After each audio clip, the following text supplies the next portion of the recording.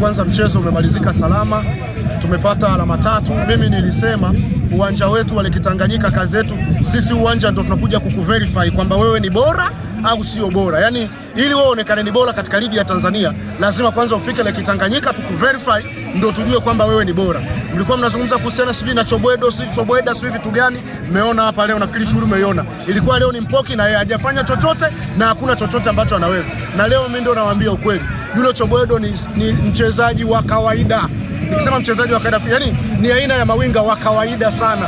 Leo ndio tumekuja kulithibitisha hilo kwamba yule ni winga wa kawaida. Sio, unanielewa vizuri? Tumechukua pointi 3, tumeondoka. Usiku wa leo tunaondoka, tunaenda tena Lindi.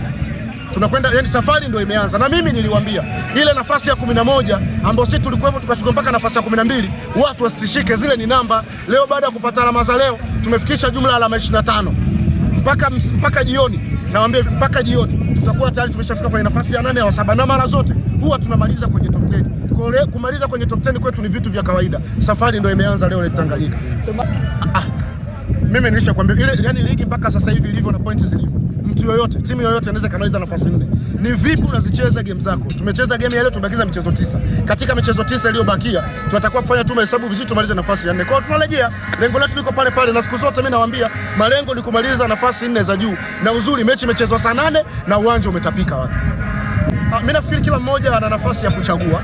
Kwanza mimi naweza nikasema ni ushamba. Unanielewa vizuri? Lakini kila mmoja ana nafasi ya kuchagua kule ya kupendako. Na sisi hatuwezi kwenda kumshika mtu tukamfunge kamba, tumsogeze, lakini walichokifanya vijana wa Kigoma au wale vijana kutoka Kibilizi walichokifanya katika mazingira ya kawaida, unaweza kusema ni mambo tu ya wamepewa ulaji, basi wakaona isiwe tabu waje kusupport. Na hatuwezi kuwafunga kamba. Sisi tuna mashabiki wetu natural, always wako Urusi. Na leo mimi ndio nichukue nafasi hii kuambia mashabiki wa Kigoma au timu zote za Tanzania, ukija Kigoma una kikundi chako cha ushangiliaji, Urusi usikae.